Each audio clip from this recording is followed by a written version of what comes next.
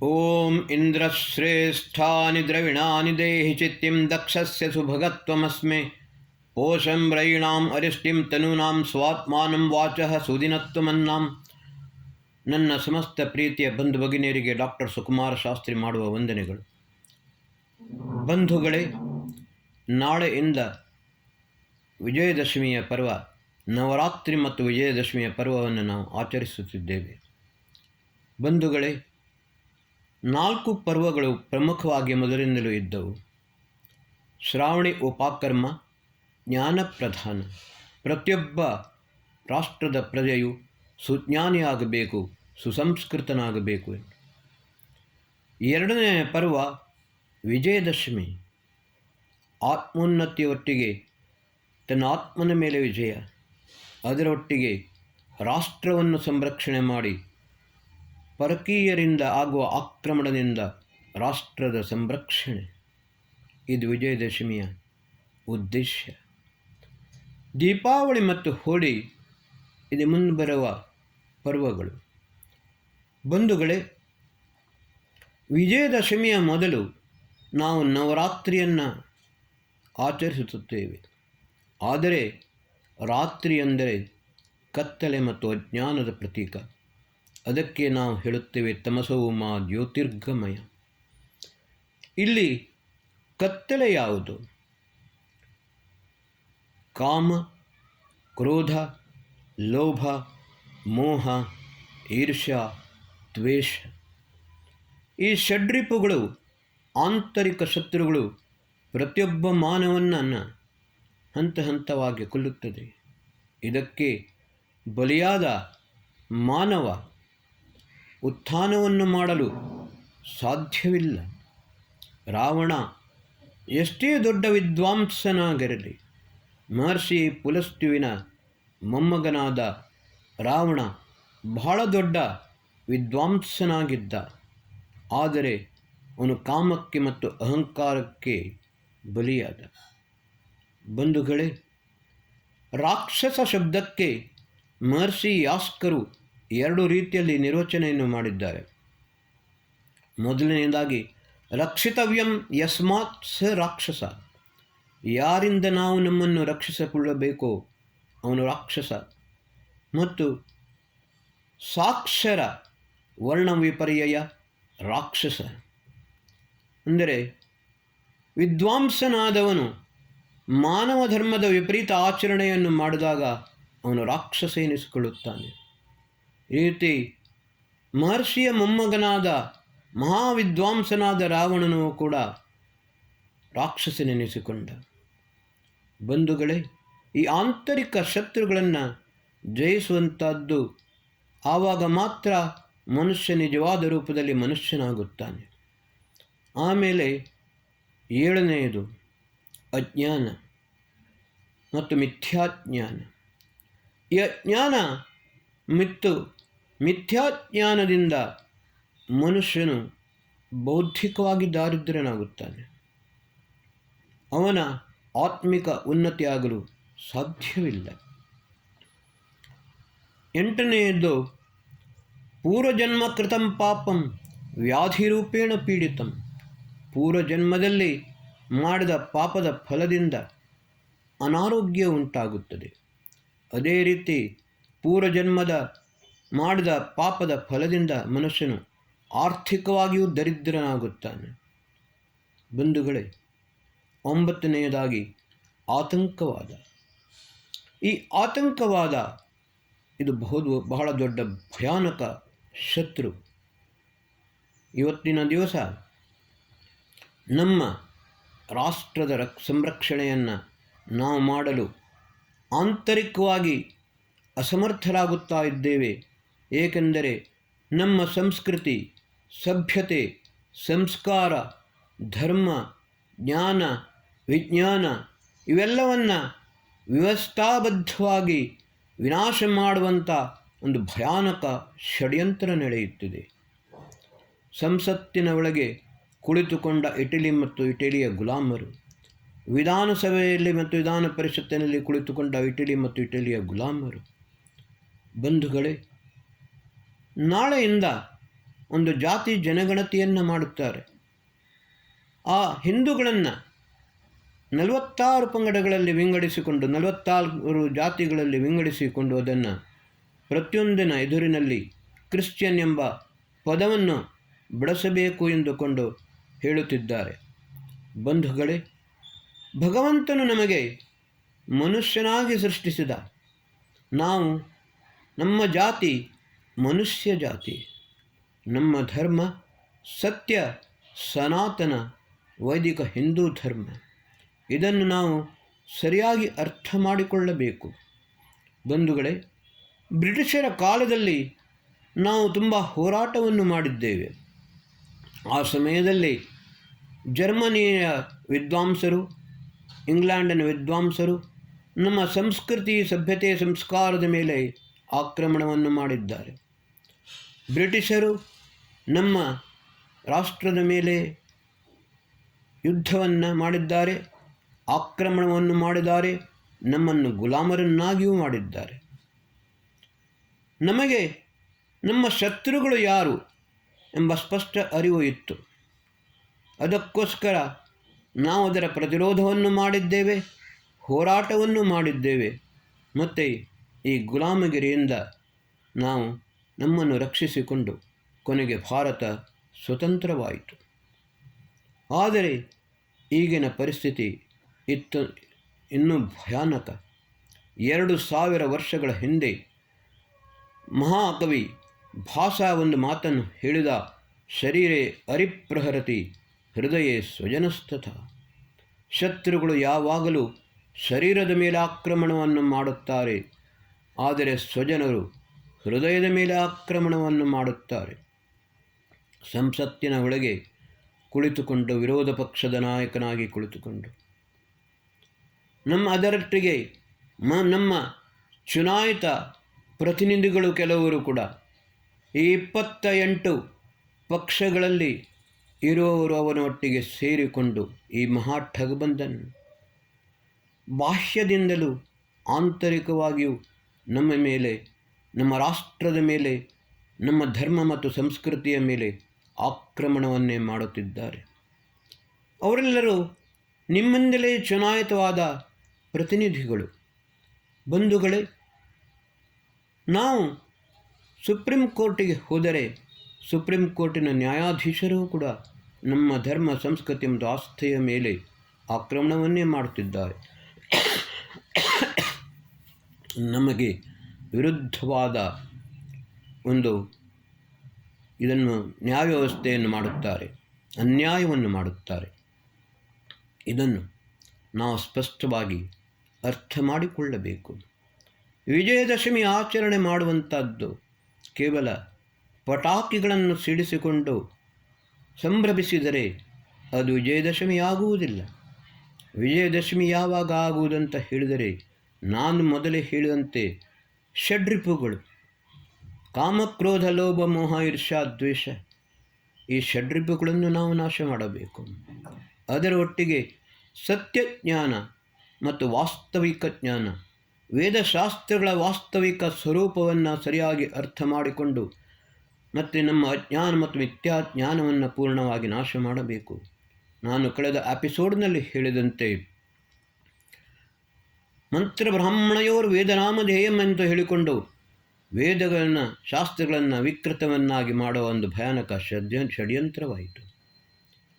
ಅದರ ನಂತರ ಭೋಪಮಟ್ಟ ಮತ್ತು ವಲ್ಲಭಾಚಾರ್ಯರ ಅನುಯಾಯಿಗಳು ಮಹರ್ಷಿ ವೇದವ್ಯಾಸರದಲ್ಲಿ ಹೆಸರಿನಲ್ಲಿ ಪುಸ್ತಕಗಳನ್ನು ಬರೆದುಕೊಂಡು ಅದನ್ನು ಶಾಸ್ತ್ರಾದ್ ರೂಢಿರ್ಬಲೀಯಸಿ ಎಂದು ಹೇಳಿದರು. ನಮ್ಮ ಋಷಿಗಳು ಮತ್ತು ವಿದ್ವಾಂಸರು, ಮನುಷ್ಯಗಳು ನಮಗೆ ಹೇಳುವುದು ಅಂತ ಹೇಳಿದರೆ, ಶ್ರುತಿ ಸ್ಮೃತಿ ವಿರೋಧೇತು ಶ್ರುತಿರೇವ ಗರೀಯಸಿ. ಒಂದು ವೇಳೆ ಶ್ರುತಿ ಮತ್ತು ಸ್ಮೃತಿ ಗ್ರಂಥಗಳಲ್ಲಿ ವಿರೋಧವಾದರೆ ಆವಾಗ ಶ್ರುತಿ ಎಂದರೆ ವೇದವೇ ಶ್ರೇಷ್ಠ, ವೇದದ ಮಾತುಗಳನ್ನೇ ನಾವು ಅನುಸರಿಸಬೇಕು. ಆದರೆ ಇವರು ಎಲ್ಲದಕ್ಕೂ ತೀಲಾಂಜಲಿಯನ್ನು ಇಟ್ಟರು. ಶಾಸ್ತ್ರಾದ್ ರೂಢಿರ್ ಬಲೀಯಸಿ, ಶಾಸ್ತ್ರಕ್ಕಿಂತಲೂ ಈ ಅಂಧ ಪರಂಪರೆ, ಅಂಧರೂಢಿ, ಅಂಧವಿಶ್ವಾಸಗಳು ಶಾಸ್ತ್ರಕ್ಕಿಂತಲೂ ಶ್ರೇಷ್ಠವಾದುದು. ಇದನ್ನು ನಾವು ಸರಿಯಾಗಿ ಅರ್ಥ ಮಾಡಿಕೊಳ್ಳಬೇಕು. ನಮ್ಮವರು ನಮಗೆ ಚೂರಿಯನ್ನು ಎರೆದಿದ್ದಾರೆ. ನಮ್ಮನ್ನು ಈ ಕೆಸರಿನಲ್ಲಿ ಅಂಧರೂಢಿ ಅಂಧವಿಶ್ವಾಸದ ಪರಂಪರೆಯ ಕೆಸರಿನಲ್ಲಿ ಮುಳುಗಿಸಿದ್ದಾರೆ. ಮಹರ್ಷಿ ದಯಾನಂದ ಸರಸ್ವತಿಯವರು ನಮ್ಮನ್ನು ಈ ಕೆಸರಿನಿಂದ ಮೇಲೆತ್ತೆತ್ತಿಕೊಂಡು ನಮಗೆ ಸರಿಯಾದ ಮಾರ್ಗದರ್ಶನವನ್ನು ಮಾಡಿದ್ದಾರೆ. ನಾವು ಮುಂದುವರಿಯಲು ಪ್ರಾರಂಭಿಸಿದ್ದೇವೆ. ಮಹರ್ಷಿ ದಯಾನಂದರ ಮಾರ್ಗದರ್ಶನವನ್ನು ಮೇಲೆ ಅದೇ ದಾರಿಯಲ್ಲಿ ಮುನ್ನಡೆಯಲು ಪ್ರಯತ್ನಿಸುತ್ತಿದ್ದೇವೆ. 2 ದಿವಸಗಳ ಹಿಂದೆ ನಮ್ಮ ಪ್ರಧಾನಮಂತ್ರಿ ನರೇಂದ್ರ ಮೋದಿಯವರು ಕೂಡ ತಮ್ಮ ಭಾಷಣದಲ್ಲಿ ಇದರ ಪ್ರಸ್ತಾಪವನ್ನು ಮಾಡಿದ್ದಾರೆ. ಮತ್ತು RS ಸಮಾಜದವರು ಏನು ಮಾಡಬೇಕು ಎಂದು ಹೇಳಿದ್ದಾರೆ. ಆದರೆ ದುರ್ಭಾಗ್ಯವಶಾತ್ ನಮ್ಮ ಮೇಲೆ ಒಂದು ರಾಜಕೀಯವಾಗಿ ಅತ್ಯಾಚಾರವಾಗುತ್ತಿದೆ. ನಾವೇ ಚುನಾಯಿಸಿ ಕಳಿಸಿದ ಪ್ರತಿನಿಧಿಗಳು ಸಂಸತ್ತಿನಲ್ಲಿ, ರಾಜ್ಯಸಭೆಯಲ್ಲಿ, ವಿಧಾನಸಭೆಯಲ್ಲಿ, ವಿಧಾನ ಪರಿಷತ್ತಿನಲ್ಲಿ ಮತ್ತು ನಮಗೆ ಸರಿಯಾದ ನ್ಯಾಯವನ್ನು ಕೊಡಬೇಕಾದ ಸುಪ್ರೀಂ ಕೋರ್ಟಿನಲ್ಲಿಯೂ ಕೂಡ ಹಿಂದೂಗಳ ಮೇಲೆಯೇ ಒಂದು ಆಕ್ರಮಣ, ಸಂಸ್ಕೃತಿ, ಸಭ್ಯತೆ, ಸಂಸ್ಕಾರದ ಮೇಲೆ, ನಮ್ಮ ಹೃದಯದ ಮೇಲೆ ಆಕ್ರಮಣ ಮಾಡುವಂಥ ಒಂದು ಭಯಾನಕ ಷಡ್ಯಂತ್ರ ನಡೆಯುತ್ತಾ ಇದೆ. ಬಂಧುಗಳೇ, ಇದನ್ನು ನಾವು ಸರಿಯಾಗಿ ಅರ್ಥ ಮಾಡಿಕೊಳ್ಳಬೇಕು. ನಮಗೆ ಇರುವುದು ಒಂದೇ ದೇಶ, ಭಾರತ ದೇಶ. ಹಿಂದೂಗಳಿಗೆ ಒಂದೇ ಇರುವಂಥದ್ದು ಹಿಂದೂಸ್ತಾನ. ಹಿಮಾಲಯಾತ್ ಸಮಾರಭ್ಯ ಯಾವದಿಂದು ಸರೋವರಂ ತಂ ದೇವ ನಿರ್ಮಿತಂ ದೇಶಂ ಹಿಂದೂಸ್ತಾನಮಿತಿ ಪ್ರಚಕ್ಷತೆ ಎಂದು ಮಹರ್ಷಿ ಬೃಹಸ್ಪತಿಗಳು ಹೇಳಿದ್ದರು. ಈ ಹಿಂದೂಸ್ತಾನವೇ ನಮಗೆ ಉಳಿದ ಏಕಮಾತ್ರ ದೇಶ. ಇಲ್ಲಿಂದಲೂ ನಾವು ಒಂದು ಷಡ್ಯಂತ್ರಕ್ಕೆ ಬಲಿಯಾಗಿ ಈ ಬಾಂಗ್ಲಾದೇಶ ಮತ್ತು ಪಾಕಿಸ್ತಾನ ಇತರ ದೇಶಗಳಲ್ಲಿ ನಮ್ಮ ಮೇಲೆ ಆಕ್ರಮಣ ಮಾಡಿದಂತೆ ಇಲ್ಲಿಯೂ ಕೂಡ ನಮ್ಮ ಮೇಲೆ ಆಕ್ರಮಣ ಮಾಡಿದಾಗ ನಾವು ಮೌನವಾಗಿ ಸುಮ್ಮನೆ ಕುಳಿತರೆ ನಾವು ಹೇಗೆ ಜೀವಿಸಬೇಕು, ಎಲ್ಲಿಗೆ ಹೋಗಬೇಕು, ಇದರ ಸ್ಪಷ್ಟ ಅರಿವು ನಮಗೆ ಇರಬೇಕು.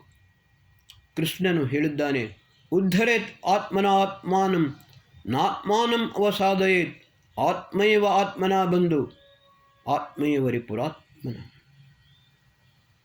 ಕೆಲವರು ಅದನ್ನು ಬಹಳ ಲಘುವಾಗಿ ತೆಗೆದುಕೊಳ್ಳುತ್ತಾರೆ. ಶ್ರೀಕೃಷ್ಣ ಅರ್ಜುನನಿಗೆ ಹೇಳಿದ ಅನಾರ್ಯ ಜಿಷ್ಣು ಕುತಸ್ತ್ವ ಕಲ್ಮಷಮಿದಂ.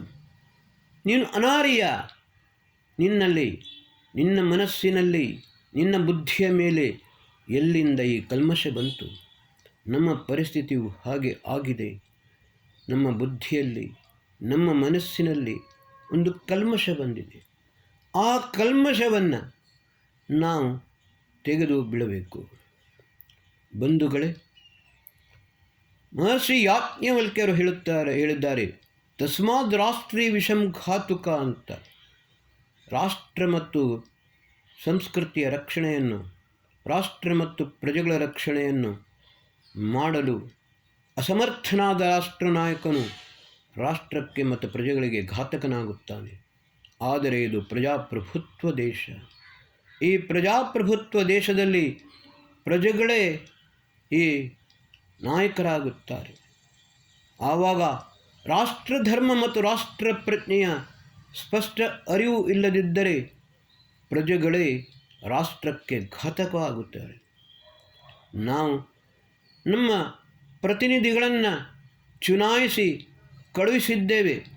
ಆದರೆ ಅವರು ದೇಶದ್ರೋಹದ ಕೆಲಸವನ್ನು ಮಾಡುತ್ತವಾಗ ನಮ್ಮ ಸಂಸ್ಕೃತಿ, ಸಭ್ಯತೆ, ಸಂಸ್ಕಾರ, ಧರ್ಮದ ಮೇಲೆ ಆಕ್ರಮಣ ಮಾಡುವಾಗ ಈ ಅವರ ಕಾರ್ಯಕರ್ತರು ಮತ್ತು ಅವರಿಗೆ ಮತವನ್ನು ಹಾಕಿದವರು ತಾವು ಏನನ್ನು ಮಾಡುತ್ತಿದ್ದೇವೆ ಎಂಬುದರ ಒಂದು ಸ್ಪಷ್ಟ ಅರಿವು ಇಲ್ಲದೆ ದೇಶಕ್ಕೆ ದ್ರೋಹವಾಗುವಂಥ ಕೆಲಸವನ್ನು ಮಾಡುತ್ತಿದ್ದಾರೆ. ಬಂಧುಗಳೇ, ಇಂತಹ ಪರಿಸ್ಥಿತಿಯಲ್ಲಿ ವಿಜಯದಶಮಿ ಅಸಂಭವ. ನಾವು ವಿಜಯ ಸಾಧಿಸಬೇಕಾದರೆ ನಾವು ಯಾರು, ನಮ್ಮ ಸ್ವರೂಪ ಏನು, ನಮ್ಮ ಅಸ್ತಿತ್ವ ಏನು, ನಮ್ಮ ಅಸ್ಮಿತೆ ಏನು, ನಮ್ಮ ಧರ್ಮ ಯಾವುದು, ನಮ್ಮ ಸಂಸ್ಕೃತಿ ಸಂಸ್ಕಾರಗಳು ಯಾವುದು, ನಮ್ಮ ರಾಷ್ಟ್ರದ ಸ್ವಾಭಿಮಾನ ಸ್ವದೇಶಾಭಿಮಾನ ನಮ್ಮಲ್ಲಿ ಸರಿಯಾಗಿ ಇದ್ದರೆ ಮಾತ್ರ ನಾವು ನಮ್ಮನ್ನು ನಾವು ರಕ್ಷಿಸಿಕೊಳ್ಳಬಹುದು. ಆಗ ಮಾತ್ರ ವಿಜಯದಶಮಿಯಾಗಲು ಸಾಧ್ಯವಿದೆ. ಮಹರ್ಷಿ ಕಪಿಲರು ಸಾಂಖ್ಯ ದರ್ಶನದಲ್ಲಿ ಹೇಳಿದ್ದಾರೆ, ಈ ಸೃಷ್ಟಿಯು ಪಂಗ್ವಂಧ ನ್ಯಾಯದಿಂದ ನಡೆಯುತ್ತದೆ. ಪ್ರಕೃತಿಯು ಅಂಧ, ಪುರುಷ ಪಂಗು. ಪ್ರಕೃತಿಯ ಹೆಗಲಿನ ಮೇಲೆ ಕುಳಿತುಕೊಂಡು ಪುರುಷ ಪ್ರಕೃತಿಯನ್ನು ಮುನ್ನಡೆಸುತ್ತಿದ್ದಾನೆ. ಆದರೆ ಹೆಗಲಿನ ಮೇಲೆ ಕುಳಿತುಕೊಂಡ ಪುರುಷನು ಪ್ರಕೃತಿಯ ಕತ್ತನ್ನು ಹಿಸುಕಿದರೆ, ಹೊಟ್ಟೆಯನ್ನು ಬಗೆದರೆ ಪ್ರಕೃತಿಯ ಪರಿಸ್ಥಿತಿ ಏನಾದೀತು? ಯಾವಾಗ ಮಹಾವಿನಾಶವಾಗುತ್ತದೆ. ಅದೇ ರೀತಿ ನಾವು ಚುನಾಯಿಸಿ ಕಳುಹಿಸಿದ ಪ್ರತಿನಿಧಿಗಳು ಇವತ್ತು ಓಟನ್ನು ಕೇಳಲು ಬಂದಾಗ ನಮ್ಮ ಕಾಲನ್ನು ಹಿಡಿದವರು ಇವತ್ತು ನಮ್ಮ ಹೆಗಲಿನ ಮೇಲೆ ಕುಳಿತುಕೊಂಡು ನಮ್ಮ ಕತ್ತನ್ನು ಹಿಸುಕುತ್ತಿದ್ದಾರೆ. ಬಂಧುಗಳೇ, ಇದನ್ನು ನಾವು ಸ್ಪಷ್ಟವಾಗಿ ಅರಿತುಕೊಳ್ಳಬೇಕು. ನಮ್ಮ ರಕ್ಷಣೆಯನ್ನು ನಾವು ಮಾಡಿಕೊಳ್ಳಬೇಕು. ಆವಾಗ ಮಾತ್ರ ನಾವು ಯಥಾರ್ಥ ರೂಪದಲ್ಲಿ ಈ ವಿಜಯದಶಮಿಯನ್ನು ಆಚರಿಸಿದಂತಾಗುತ್ತದೆ. ನಿಮಗೆ ಸ್ಪಷ್ಟವಾಗಿ ಹೇಳುತ್ತಿದ್ದೇನೆ, ಮೊದಲು ನೀವು ಯಾರು, ನಿಮ್ಮ ದೇಶ ಯಾವುದು, ನಿಮ್ಮ ಸಂಸ್ಕೃತಿ ಸಭ್ಯತೆ ಸಂಸ್ಕಾರ ಯಾವುದು, ಇದನ್ನು ಸರಿಯಾಗಿ ಅರ್ಥ ಮಾಡಿಕೊಳ್ಳಿ. ಆಮೇಲೆ ಒಂದೇ ಸ್ಪಷ್ಟವಾಗಿ ಹೇಳಿಬಿಡಿ, ನಾವು ಮನುಷ್ಯ ಜಾತಿಗೆ ಹುಟ್ಟಿದ್ದು. ಜರಾಯುಜ ಅಂಡಜ ಉದ್ಭಿಜ ಸ್ವೇದಜದಲ್ಲಿ 84 ಲಕ್ಷ ಯೋನಿಗಳಿವೆ. ಆದರೆ ಈ 84 ಲಕ್ಷ ಯೋನಿಗಳೆಂದರೆ 84 ಲಕ್ಷ ಜಾತಿಗಳು. ಇದರಲ್ಲಿ ಮನುಷ್ಯ ಜಾತಿ ಮನುಷ್ಯ ಯೋನಿ ಒಂದು. ಸಮಸ್ತ ಮಾನವರು ಒಂದೇ ಮನುಷ್ಯ ಜಾತಿಗೆ ಸೇರಿದವರು. ನಾವು ಹಿಂದೂಗಳು, ಭಾರತದವರು. ಸತ್ಯ ಸನಾತನ ವೈದಿಕ ಹಿಂದೂ ಧರ್ಮವೇ ನಮ್ಮ ನಿಜವಾದ ಯಥಾರ್ಥ ಧರ್ಮವಾಗಿದೆ. ಅದನ್ನು ಹೊರತುಪಡಿಸಿ ಈ ಆಕ್ರಮಣಕಾರಿಗಳು ಬಂದು ಇಲ್ಲಿ ವಿಸ್ಥಾಪಿಸಿದ ಯಾವ ಮತವೂ ನಮ್ಮದಲ್ಲ. ಇದನ್ನು ನಾವು ಸರಿಯಾಗಿ ಸ್ಪಷ್ಟಪಡಿಸಬೇಕು. ಜಾತಿ ಜನಗಣತಿಯ ಸಮಯದಲ್ಲಿ ನಾವು ಇದನ್ನು ಸ್ಪಷ್ಟವಾಗಿ ಹೇಳಬೇಕು, ಸ್ಪಷ್ಟವಾಗಿ ಬರೆಯಬೇಕು. ಮುಖಕ್ಕೆ ಹೊಡೆದಂತೆ ಅವರಿಗೆ ಸರಿಯಾಗಿ ಬೈದು ತಿಳಿಸಬೇಕು. ನಮ್ಮನ್ನು ವಿಘಟನೆಯನ್ನಾಗಿ ಮಾಡಿಕೊಂಡು ವಿಂಗಡಿಸುವಾಗಿ ಪ್ರತ್ಯೇಕವನ್ನಾಗಿ ಮಾಡಿಕೊಂಡು ನಮ್ಮನ್ನು ಪರಿವಾರವನ್ನು, ಸಮಾಜವನ್ನು, ರಾಷ್ಟ್ರವನ್ನು ನಾಶ ಮಾಡುವಂಥ ಒಂದು ವ್ಯವಸ್ಥಾಬದ್ಧವಾಗಿ ಭಯಾನಕ ಷಡ್ಯಂತ್ರವಾಗುತ್ತಿದೆ. ಷಡ್ರಿಪುಗಳು ನಮ್ಮನ್ನು ಕೊಂದರೆ ಈ ಆತಂಕವಾದ, ಆಂತರಿಕ ಮತ್ತು ಬಾಹ್ಯ ಆತಂಕವಾದ ನಮ್ಮನ್ನು ವ್ಯವಸ್ಥಾಬದ್ಧವಾಗಿ ನಮ್ಮನ್ನು ಮಾತ್ರವಲ್ಲ ನಮ್ಮ ರಾಷ್ಟ್ರವನ್ನು ನಾಶ ಮಾಡುತ್ತದೆ.